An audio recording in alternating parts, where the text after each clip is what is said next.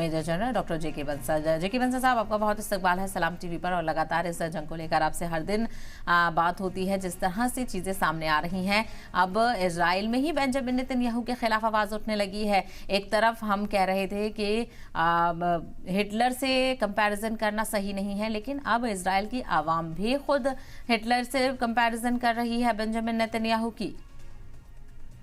बिल्कुल आपने ठीक कहा, जो बहुत आवाज उठ रही है और उनके देश के अंदर से उठ रही है, और ये बहुत गलत हुआ है जिसको सबने माना है। जो 112 लोग मारे गए हैं, तो उसमें ये कहा जा रहा है कि जो आईडीएफ है वो अनकंट्रोल्ड है और उनको वहां पर गोली चलाने का कोई अधिकार नहीं था।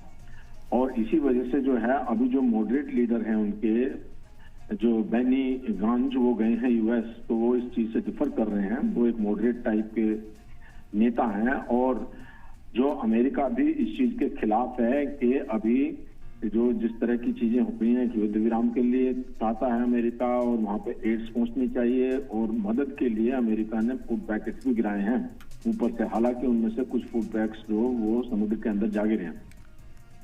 तो इस समय जो अमेरिका ने क्लियर मैसेज दे दिया है नेतन्याहू को, क्योंकि जो बेनी गांज हैं वो इजराइल के प्राइम मिनिस्टर नेतन्याहू की मर्जी के खिलाफ वहां पर गए हैं, और इजराइल के प्राइम मिनिस्टर ने बोला कि इस कंट्री में सिर्फ एक ही प्राइम मिनिस्टर है, और जो यूएस के अंदर इजराइल के जो एम्बेसडर हैं उनको भी मना कर दिया है कि किसी तरह की सुविधा ना दी जाए इनको, और ना ही उनको जो उनकी यात्रा है उसको गवर्नमेंट के खर्चे भेजा है। हालांकि वहां की जो वाइस प्रेसिडेंट हैं कमला हैरिस, उन्होंने उनसे बातचीत की, और उसके अलावा जो सेक्रेटरी ऑफ स्टेट हैं एंटनी ब्लिंकन और वहां के जो एनएस हैं उनसे सबकी बातचीत हो रही है। तो इन चीजों को देखते हुए ये जो अमेरिका अभी नेतन्याहू के बहुत खिलाफ में है कि वो जो है इस तरह से जो एक तो मदद नहीं जाने दे रहे, और उनका मानना ये है कि सीज फायर होनी चाहिए और रफा के ऊपर में कोई अटैक नहीं होना चाहिए। अब जो पीस प्रोसेस चल रहा था उसको बीच से थोड़ा धक्का लगा है। हालांकि पीस प्रोसेस की बातें चल रही हैं जिसमें कि इजिप्ट बहुत कुछ रोल निभा रहा है, और हमास जो है वो भी तैयार है, लेकिन इजराइल ने कहा है कि हमको आप बताइए कितने बंदर जीवित हैं, कितने मर गए हैं, उनकी लिस्ट जब आप हमें देंगे तभी हम आगे बढ़ेंगे। जबकि हमास ये कहता है कि लड़ाई की वजह से हम इस चीज को नहीं काउंट कर सकते, क्योंकि अलग अलग ग्रुप में अलग अलग जगह में बंधक हैं, लड़ाई होते ही इन चीजों का पता लगाना मुश्किल है। तो ये एक जो पीस प्रोसेस चल रहा था उसमें भी एक बाधा आ गई है। नहीं तो ये था कि रमजान के महीने में जो 10 मार्च से पीस प्रोसेस तो युद्ध विराम हो जाए, तो ये बहुत बड़ा एक एफर्ट चल रहा था जिसको भी इस चीज से धक्का लगा है। हफ्ते के पीस प्रोसेस की बात थी और उस दौरान में कुछ आगे भी बात बढ़े, और अमेरिका ये भी चाहता है कि टू स्टेट थ्योरी हो।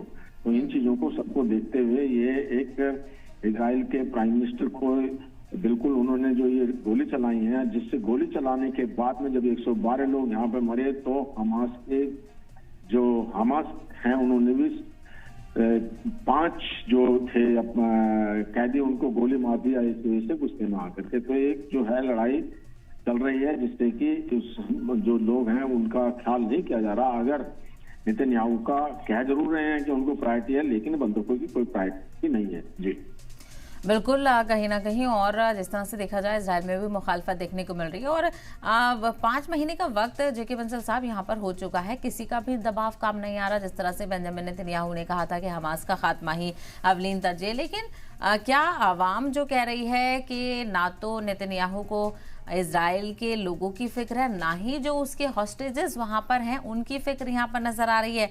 क्या बेंजामिन नेतन्याहू जो है वो अपने मकसद को लेकर इतने टारगेटेड हो गए हैं कि उन्हें कुछ और बाकी नजर ही नहीं आ रहा?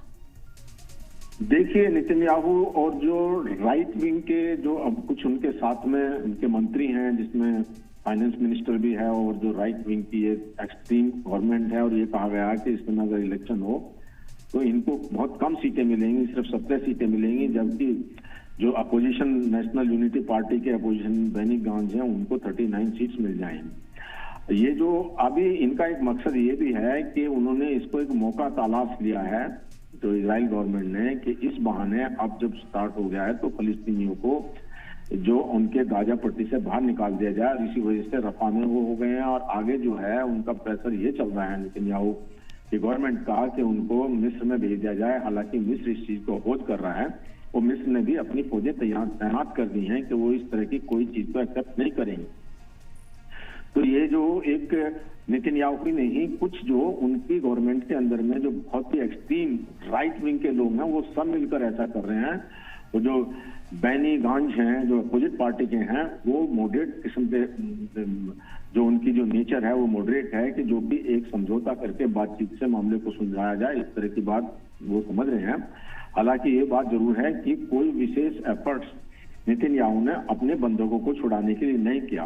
पहले दिन से अगर 5 महीने में जो बंधक हैं वो तो ऐसे ही मर जाएंगे वहां पे। उनके जो पहले अच्छी जगह में रहते थे, ऐशो आराम से रहते थे, उनको टनल में रहने की कोई आदत नहीं थी, जबकि जो हमास के लोग हैं उनको तो आदत थी टनल में रहने की। तो इन चीजों को देखते हुए वो तो इस समय इंजर्ड भी हैं, वो बीमार भी हैं, उनमें बुजुर्ग भी हैं, बूढ़े भी हैं, महिलाएं भी हैं। अब जो है, हालांकि उन्होंने एक बात जरूर कही है, क्योंकि ये भी समझते हैं नेतन्याहू की गवर्नमेंट कि अगर युद्ध विराम कर दिया और उस समय हमास कहता है कि हमारे पास तो सिर्फ इतने ही बंधक बचे हैं, बाकी मार दिए गए हैं, तो फिर उनको कोई उसमें सीधा नहीं होगे। हालांकि ये भी कहा गया था कि अगर वो 40 बंधक छोड़ते हैं तो 400 फिलिस्तीनी जो इजरायली कैद में है उनको छोड़ दिया जाएगा। तो अभी युद्ध विराम की तरफ जो एक प्रोग्राम चल रहा है वो हो जाएगा। और मुझे लगता है कि जो बेनी गैंज की जो यात्रा हुई है वहां पे, उससे बेंजामिन नेतन्याहू पे फर्क पड़ेगा और अमेरिका हो सकता है कि इनकी गवर्नमेंट को सपोर्ट ना करे और वहां पे गवर्नमेंट भी चेंज हो जाए, तब कोई इस चीज का कोई सोल्यूशन निकले। लेकिन सोल्यूशन निकलेगा बातचीत के जरिए ही, नहीं तो इनके ऊपर चारों तरफ से अटैक हो रहे हैं। उधर से हिजबुल्लाह ने अटैक कर दिया है नॉर्दर्न साइड ऑफ इजराइल पे, वहां पे भी फंसे हुए हैं, हुती उधर से कर रहे हैं। और रिपोर्ट तो यहाँ तक मिली है कि अब जो है हमास के साथ में लड़ने के लिए गाजा के अंदर में हिजबुल्लाह और हुती की फौज भी पहुंच गई हैं और उन्होंने 100 सुरंग जो है उनको रिपेयर कर लिया है। तो इस प्रकार से अब जो है इनके लिए और खतरा और युद्ध की कंडीशन बढ़ जाएगी, जिसको ये सोच रहे थे कि हमास को खत्म कर देंगे हम, तो वो होता हुआ नजर नहीं आ रहा। इसलिए बातचीत से उसका समाधान किया जाए, बंदरों को छुड़ाया जाए और जो वहां पर बेचारे निर्दोष फिलिस्तीनी हैं उनके ऊपर भुखमरी की कगार पे उनको इमदाद मिले, उनको रहने का ठिकाना मिले और आगे 2 स्टेट की थ्योरी से इस चीज को सुलझाया जा सकता है। और मुझे लगता है ये सुलझाया जाएगा, क्योंकि अमेरिका इसमें बहुत ज्यादा इंटरेस्ट ले रहा है। क्योंकि अमेरिकन गवर्नमेंट के ऊपर में भी वहां की डेमोक्रेट पार्टी का बहुत ये जो है प्रेशर है बाइडेन एडमिनिस्ट्रेशन पे कि यहाँ पे हमारी बहुत किरकिरी हो रही है और हमको इलेक्शन में भी नुकसान हो सकता है, क्योंकि वहां पर भी इस चीज को जो अमेरिका जनता है वो चाहती है। जिस प्रकार से इजराइल के अंदर में यहाँ के लोग चाहते हैं कि एक ऐसा नहीं होना चाहिए, उसी प्रकार से अमेरिका भी चाहते हैं कि युद्ध विराम होना चाहिए। बिल्कुल, अमेरिका का भी रुख यहाँ पर अब बदल रहा है। ऐसे में देखना बेहद अहम होगा कि कितना असर इसका होता हुआ नजर आएगा। जी बंसल साहब, आपका बहुत शुक्रिया सवाल से बातचीत करने के लिए, अपना कीमती वक्त देने के लिए।